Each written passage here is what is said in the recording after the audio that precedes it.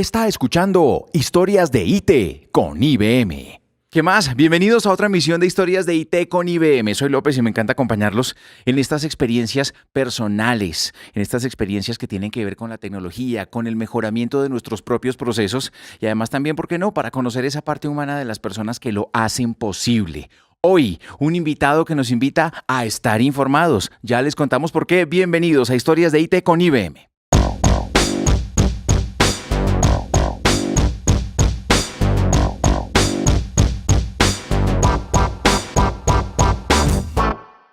Sergio, antes de comenzar, ¿qué vamos a aprender después de esta charla? Vamos a aprender que los datos están en todo lo que hacemos y quedan reflejando todo lo que hacemos. Y que si recorremos ese camino de lo que nos han dado los datos, vamos a poder tomar mejores decisiones para escoger mejor los caminos futuros. Es muy agradable encontrarse con una compañía que desde el nombre uno sabe a qué se dedica. Y hoy, Sergio Gutiérrez, que es el CEO de Infórmese. Sergio, bienvenido. Gracias por estar con nosotros. Andrés, muchísimo gusto por estar aquí con ustedes. Es un gran placer que me hayan invitado. Me llama poderosamente la atención. Infórmese. O sea, uno sabe a qué se dedica su compañía y al mismo tiempo no lo tiene tan claro. ¿Qué es Infórmese? Precisamente eso es un mandato. Y es un mandato en donde nosotros no somos los actores. Los actores son todos nuestros clientes, quienes todos los días tienen que informarse para tomar mejores decisiones. Nosotros somos los socios para que a través de la analítica les podamos ayudar a que se informen mejor de cómo está operando su negocio y qué podemos hacer para que sea un mejor desempeño el que puedan tener cada día. Bueno, vamos a desmenuzarlo porque a primera vista o a primer oído Infórmese es como un periódico, como una emisora de noticias. No, esto es analítica. ¿Qué es analítica? Pues analítica es la base para poderse uno informar. Uh-huh. Desafortunadamente me toca devolverme a la época del colegio. Hágale, yo lo espero. ¿Usted me espera? Sí, hágale. Listo, perfecto. Sí, ¿y se acuerda de filosofía? Claro que me acuerdo, con el profesor Uriel Giraldo me tocó a mí. ¡Qué bueno! Entonces se debe acordar muy bien en qué consiste el análisis. El análisis, explíquemelo por favor. El análisis es ese proceso de descomponer un todo en sus componentes menores, ¿cierto? Sí, señor. Desafortunadamente, en el mundo de tecnología, confundimos el análisis con la síntesis. Ok. Cuando vemos una gráfica de barras, cuando vemos un pie, la gente dice, uy, ¿qué análisis? No, ahí está es la síntesis. Uh-huh. La reunión de lo que pasó en un solo gráfico o en una sola tabla. Uh-huh. A través del análisis lo que hacemos es desmenuzar ese resultado final en los componentes menores que le ayudan a que la organización entienda por qué pasaron las cosas y qué puede hacer para anticipar posibles consecuencias y mejorar su decisión frente a lo que va a pasar. Porque ya lo que pasó, pues... Ya pasó, no tiene remedio. No tenemos nada que hacer sobre lo que ya pasó. Sí. Pero podemos prever lo que puede volver. Todas las empresas de todos los ámbitos, de todas las ramas de la tecnología necesitan esos datos para poder trabajar. Pero muchas veces la gente no sabe que esos datos son los que le garantizan un futuro muchísimo mejor de lo que ya le pasó. ¿Cómo convencer a una compañía de que esa analítica es importantísima? Lo primero es reunir esa data y esa información que se genera todos los días, como cuando nos contaban el cuento de Hansel y Gretel regando las migas de pan. Sí. Claro, es la misma cosa. Ajá. Lo que tenemos que hacer en las compañías es recoger todas esas migajas que hay ahí en el camino y que normalmente parten de algo tan sencillo como la contabilidad, la facturación. El tener los datos de qué le vendo a quién es de una importancia increíble para una organización. Y normalmente los clientes no se dan cuenta que ahí está el conocimiento de todo lo que hemos hecho para hacer que esos clientes sean buenos clientes o todo lo que no hemos hecho para hacer que algunos que eran buenos dejen de serlo. Para aterrizarlo un poquitico más, esa data no son nombre, dirección, teléfono y cédula. ¿Esa data son los rastros que ha venido dejando cada quien en su trasegar? Sin lugar a dudas. Es más importante que el nombre, la dirección y el teléfono, saber qué fue lo que comió, qué fue lo que consumió, cuándo dejó de consumir, wow, qué fue lo que hizo. Y eso está en las facturas. Uh-huh. Porque como bien dicen por ahí, por sus obras los conoceréis, ¿no? Por sus migajas los conoceréis. Entonces, por sus migajas. Y si vemos algo del día a día, como lo que usábamos antes cuando nos movíamos, que usábamos Waze. Ajá. Waze vive de todas las migajas que dejamos nosotros. Claro.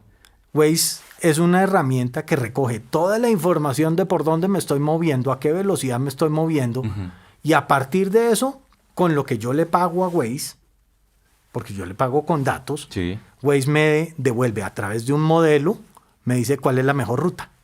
Entonces tenemos la analítica en el día a día, porque a través de esa analítica el modelo ha determinado cuál es la mejor ruta para que yo llegue a tiempo.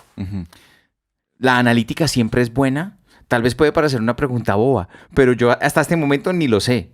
O la analítica también me puede dar un diagnóstico de que yo no estoy haciendo las cosas bien. Ok. Yo le voy a contestar las dos preguntas porque ahí me escondió dos. ¿Hay dos? Ok, perfecto. Sí. Una primera, que si la analítica es buena. Es que usted lo analiza todo muy bien. La analítica no es ni buena ni mala. La analítica es. Ok. Simplemente. Es al igual que todas las herramientas. Son lo que son. Pero que si puedo anticipar problemas o oportunidades a través de la analítica, sin lugar a dudas. Yo puedo saber qué es lo bueno que me puede venir, pero también puedo anticipar qué puede ser lo más malo que me puede venir o que está viniendo y no me he dado cuenta. Eso quiere decir que si no analizo bien mis datos, puede que llegue a tomar una mala decisión. Sin lugar a dudas. La esencia está en cómo analizar bien la información para poder mejorar esos procesos de toma de decisiones. El ser el socio analítico es precisamente ayudarle a esa organización a que no siempre escuche lo que quiere escuchar de mí, sino poderle decir, oiga, mejor mírelo de esta manera, porque si usted lo ve de esa forma, se da cuenta que hay un problema o hay una gran oportunidad. Pensemos en una compañía de servicios públicos. En México, divino. En Uruguay, en Colombia. ¿La analítica es la misma o por términos culturales también se zanja esa analítica? El análisis es el mismo. Ajá. Los resultados y las conclusiones van a ser diferentes en cada uno de los territorios. ¿Por qué? ¿Cultural? Porque somos personas diferentes y la analítica lo único que hace es desmenuzarnos como seres humanos. Cómo es que hemos trabajado, actuado y comportado en cada uno de los distintos territorios. ¿Cómo es la reacción de la gente cuando descubre la analítica? Uno no sabe que está ahí, simplemente está.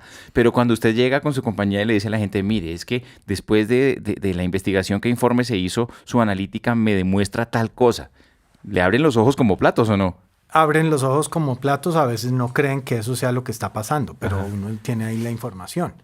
Hemos tenido casos en donde nos dicen, ¿cómo así que cuando la competencia sube el precio, aumenta el volumen de compra de los productos de ellos? Eso es contraintuitivo, eso no puede ser. Y yo no estoy diciendo nada distinto de, miren la relación que hay.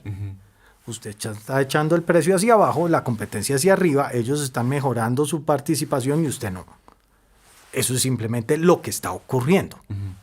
¿Por qué actuamos raro? Porque básicamente los seres humanos estamos lejos de ser unos seres racionales. Eso está muy interesante. Es decir, nosotros no conocemos nuestros propios datos. Nosotros no conocemos nuestros propios datos y no estamos conscientes muchas veces que vivimos en una cantidad de mundos de paradigmas en donde los datos son los que nos dicen qué tan ciertos o falsos son esos paradigmas en los que nos movemos. Y tenemos la osadía de crear empresas y usar la tecnología y tal. ¿Y eso se traslada a las compañías, a las organizaciones? Pero si esa es la función básica de todos los empresarios, hacer lo que los demás dijeron que no se debía hacer. ¿Cómo mejora los procesos? ¿Cómo se ha dado cuenta? O más bien, deme un ejemplo en el que el proceso se haya mejorado. La compañía haya salido, no sé, de un atolladero. Hablábamos en estos días de un iceberg a punto de estrellarse la empresa contra él. ¿Cómo ha mejorado? Deme un ejemplo. Le voy a hablar de un ejemplo social y real de Colombia. Hemos escuchado muchas veces los problemas del ICBF, ¿cierto? Sin duda. Ok. Imagínese llegar usted con un camión lleno de bienestarina y agua, luego de 3 o 4 horas de camino por las amables y bien pavimentadas tierras guajiras. Ahí entran risas. Evidentemente. Pasaron 3 o 4 horas tratando de pasar por entre trochas, agua y llegar a la ranchería. Cuando llega usted a la ranchería, lo que se encuentra es que no hay nadie en la ranchería. No porque no porque no quisieran estar ahí. Se les acabó el agua del aljibe. ¿Qué tenían que hacer antes? Devuelva el camión hasta Riohacha y reprograme nuevamente la distribución. ¿Qué hacen ahora? Reporta que no están las personas y a través de los modelos analíticos estiman cuál debe ser el aljibe más cercano a donde deben llevar el agua y la bienestarina, porque factiblemente allá sí encuentran a las personas. Eso suena como que uno tiene que saber álgebra o modelos matemáticos para determinar esas cosas. Algunas personas participan que sí conocen de álgebra y matemáticas pesadas para eso, pero hay otros que lo que hacemos es usamos los modelos que ellos han creado. Si usted me habló del ICBF y de las carreteras pavimentadas y demás, entran risas nuevamente, es porque eso les pasó realmente. ¿Cómo fue esa experiencia? Pues sin lugar a dudas, uno de los retos más grandes era cómo ayudarle a ICBF a mejorar su proceso de entrega de suministros en La Guajira. Porque mucho nos quejamos desde acá del centro que el ICBF no entrega los recursos, pero es que nadie se imagina la complejidad que es ir detrás de las tribus nómadas en La Guajira, claro, en un terreno completamente desconectado y agreste, donde no hay comunicación, donde nadie avisa que me estoy cambiando de aljibe. ¿Y ahora cómo funciona? Hacen uso de ese proceso cuando se encuentran con la realidad de que no está la familia en el sitio, pueden activar un modelo que le genera alternativas de enrutamiento al camión para que no se devuelva hasta Riohacha, sino que vaya al siguiente aljibe cercano. De esa manera se han podido entregar más de 34,000 raciones, atender a más de 34,000 niños que están en condiciones de desfavorabilidad y entregarles las raciones que debían estar recibiendo. Ese es el caso exitoso. Ahora Sí. un caso en el que no haya funcionado, tal vez porque su cliente no tomó la decisión, no le hizo caso, o donde finalmente no se pudo detectar algo, o siempre la analítica detecta algo. No siempre tengo los datos que hacen respuesta. Tenemos un caso en donde queríamos encontrar cuáles eran las condiciones bajo las cuales unas personas o las personas renovaban su plan de suscripción telefónica. Cómo renovaban y recargaban las tarjetas. Y no logramos encontrar dentro de los datos que teníamos, porque básicamente teníamos muy poca información sobre el comportamiento para poder anticipar eso. Tratamos de hacerlo a partir de aproximaciones de nombre, dirección, teléfono, ubicación, y realmente ahí no estaba la información que necesitábamos. Pero el solo saber que ahí no está la información, lo que habilitó fue la necesidad de traer la información del tráfico de la red para enriquecer esa información con la que se estaba trabajando, y ahí sí poder encontrar cuáles eran esos segmentos de personas que estaban renovando y recargando sus tarjetas, sus celulares, y cuáles eran aquellos que estaban dejando de recargar los celulares.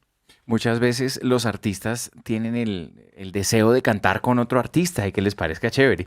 A usted que trabaja en el mundo del análisis y de los datos, ¿qué servicio, qué compañía, qué le gustaría analizar para que mejorara ese proceso? Me encantaría poder replicar un estudio que, si mal no estoy, se hizo en Singapur, que fue descomponer las características propias de las canciones exitosas, y ahora que los tenemos acá, Aterciopelados en un ratico. aterciopelados en un ratico, Ajá. cómo poder descomponer y entender cuáles son los componentes de las canciones exitosas que los diferencian de las canciones no tan exitosas. ¿Y eso lo hicieron, Sergio? Sin lugar a dudas. Tienen en el modelo que estuvieron haciendo uso allá, llegaron a un nivel de ajuste cerca del 81% de efectividad en el pronóstico. Increíble. O sea, si voy a escribir una canción, busco ese estudio y me tapo. Pues, pero allá. Allá en Singapur. Ahora toca traerlo acá, que sería el encanto de poderlo hacer acá. Los países con alta tecnología como Singapur son más amigables o son potencia en términos de analítica comparados con el resto del mundo. Yo creo que nosotros hemos sido muy creativos desde hace muchos años en usar la analítica. Y por eso, gracias a Dios, seguimos existiendo acá. Llevamos más de 28 años trabajando en analítica, cuando de eso nadie creía que debía ser algo en lo que se pudiera siquiera crear una compañía. ¿Y cómo fue verla crecer? Hacer la propia analítica de su empresa y ver qué informes estaba primero en este país, después abrió sucursal aquí, después esta analítica me llevó a abrir en otro lugar, a solucionar tal proceso en un lugar complicado. ¿Cómo fue verla crecer? Verla crecer ha sido un reto interesante. Muy agradable ver cómo hemos podido avanzar en los diversos países, en las diversas culturas, pero también reconocer que no siempre hemos hecho las tareas bien. Ha sido uno de esos retos importantes para crear nuevas formas de aproximarnos al mercado. Hacia finales de los 90 en medio de la crisis de finales de los 90 tuvimos un momento muy complejo. Una crisis financiera muy complicada. La crisis financiera nos iba dando duro, pero también nos ayudó a encontrar que aún en medio de las crisis hay oportunidades en donde la analítica le puede ayudar a uno a encontrar esas áreas y esas ventanas de oportunidad que normalmente no las vemos porque simplemente están escondidas dentro de los datos. Increíble. Soy otro después de esta conversación porque eso de las migajas y los datos que vamos dejando me deja absolutamente impresionado. ¿Le pasa mucho con la gente que charla con usted de ese tema que se nota que le apasiona? A mí me fascina este tema. Hemos tenido muchos años y en algunas ocasiones me han dicho, bueno, ¿y entonces cómo preparamos la sucesión? Yo le digo, pues espérense un momentico porque no tengo ni las más remotas ganas. No he hecho esa analítica conmigo mismo. No, básicamente sí la hice. Sí la hice y descubrí que esto es lo que me encanta hacer en la vida. Ajá.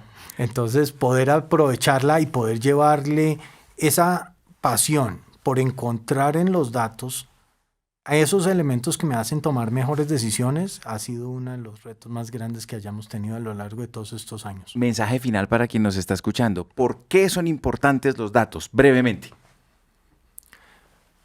Los datos son importantes porque ahí está el reflejo de todo lo que hacemos y quizás más aún de lo que no hemos hecho. Uh-huh. Lo que pasa es que hay que reflejar lo que no hemos hecho de una manera diferente, porque no está en los datos. Entonces tengo que crear esa información. Aprovechar esos datos es simplemente recorrer nuevamente la historia de lo que hemos vivido y recorrer los pasos por los que hemos andado. Y de esa manera poder llegar y decir, este es el próximo paso que debo dar, o estos tal vez por ahí no se meta, pilas, que ahí esa es agua pantanosa, usted se va a hundir. Sergio, ¿cómo le puso infórmese?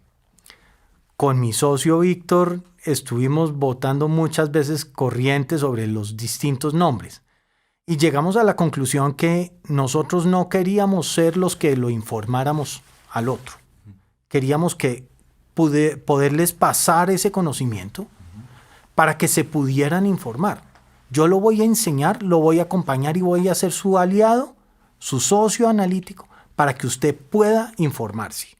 Entonces llegamos a que sí queríamos trabajar con la información. Estábamos apabullados por Unilago en su momento hace 28 o 30 años, en donde no había modo de competirle a Unilago. No importa lo que hiciéramos, la fabricación y el ensamblaje de computadores iba jugando por otro lado. Entonces decidimos que irnos más a la línea del conocimiento, donde dijimos esto tiene más posibilidad por este lado. Y comenzamos a trabajar en el mundo de análisis de datos y análisis estadístico. No en el coco, sino en lo que está dentro del coco y se ve en la pantalla. No en el coco, sino en lo que está dentro del coco. Es correcto. Sergio Gutiérrez, el CEO de Infórmese, hoy con nosotros en Historias de IT con IBM. Sergio, muchísimas gracias por esta generosidad de relato porque aprendimos mucho. Andrés, muchísimas gracias. Es todo un placer estar aquí compartiendo experiencias. Y hacemos que esto ocurra. Realmente lo que hacemos en Infórmese es hacer que la analítica ocurra. We make analytics happen.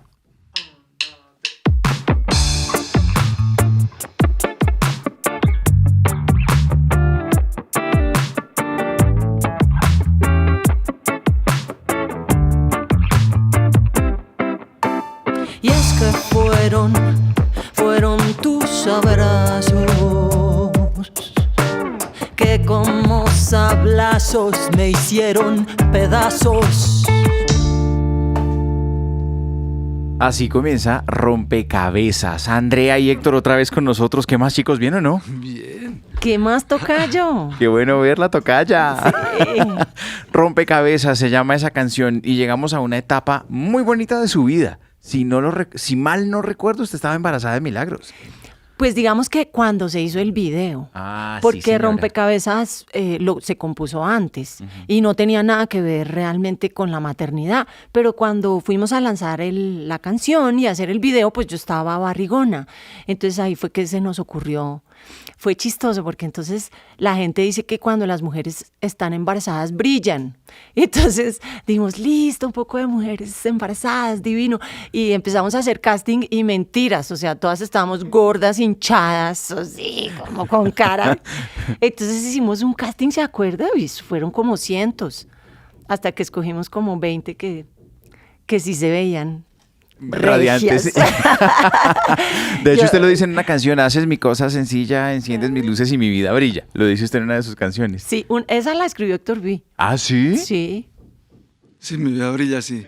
Bueno, rompecabezas. Hablemos de rompecabezas. ¿De quién era la tusa? ¿De quién era el despecho? ¿O ustedes ya eran tan experimentados en ese momento que podían escribir una canción de despecho tranquilo sin sentir nada en el corazón? Pues creo que esa fue como varias, que Héctor B tenía un coro y nos sentamos a completarle las estrofas. Y me acuerdo que teníamos ese diccionario de la rima que nos había regalado Juan David, que ahora uno sí se mete a internet y que rima con no sé qué y frun, y me salen 100. Pero este era como un diccionario todo chévere y tiene harta rima, como incisiva, sablazos, pedazos. Pero sí, pero sí, no es de ninguna experiencia de ese momento, sino más bien como de que ya teníamos la cancha como para poder hablar de todos esos temas. Ah, Pero sí. no es que estuviéramos viviéndola. Usted es ceramista, usted estudió, usted es artista y hace exposiciones de cerámica. De hecho, tengo aquí el Claroscura, el disco, y ahí hay cerámicas suyas. Sí, yo estudié arte en los Andes, me especialicé en Inglaterra en cerámica Sí. y luego volví y conocí a Héctor Vicente y mi vida dio un vuelco. ¿Qué?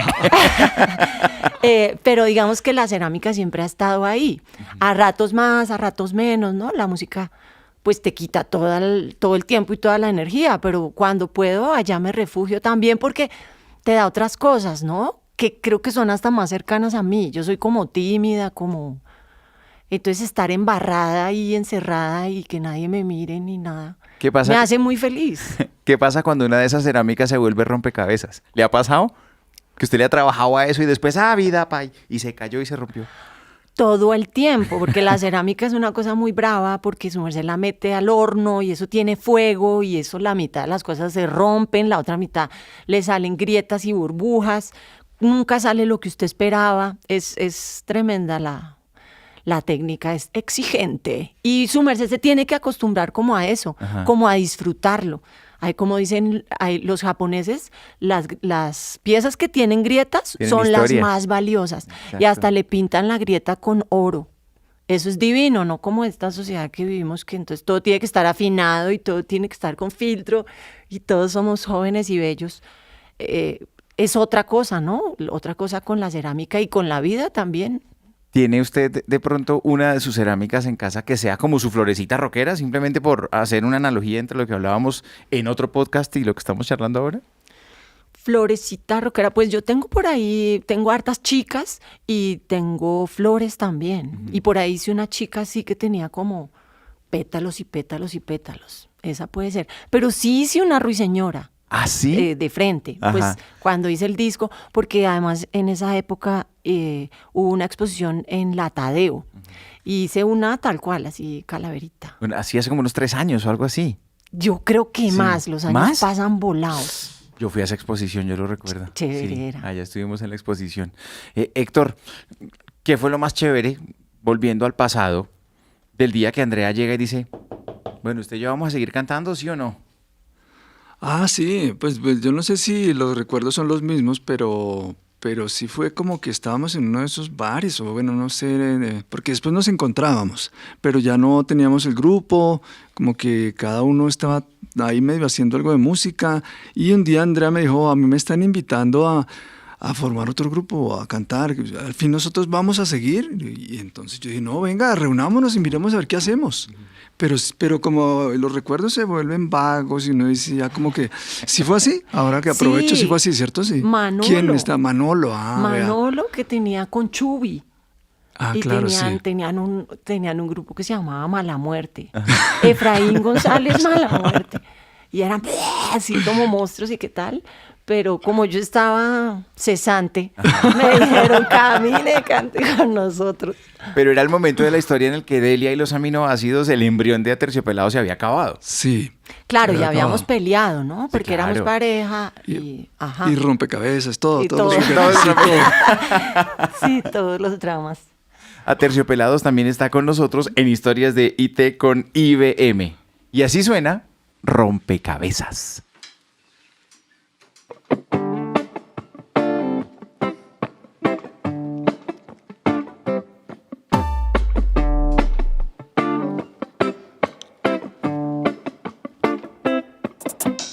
Es que fueron tus abrazos que como sablazos me hicieron pedazos. Afiladas fueron tus miradas. Quedé destrozada y en llanto inundada. Roja y loca, la flama de tu boca me quemó y apagarme me toca. Empiezo una nueva vida, un rompecabezas que tendré que armar bien lejos de su influjo, de esa cruel fragancia que invadió mi ser.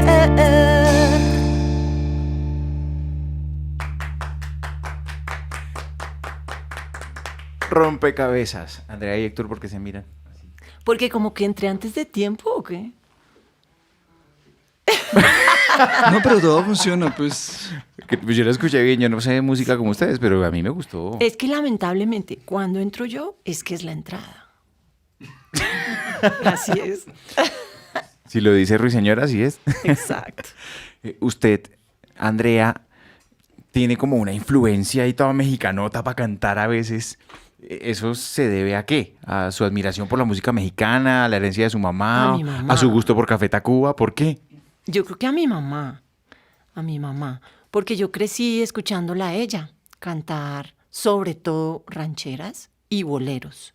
Y ella tiene como esta cosa también así como de dramaturgia, ¿no? Como que hay canto y hay nota, pero también hay como una cosa casi actoral, ¿no?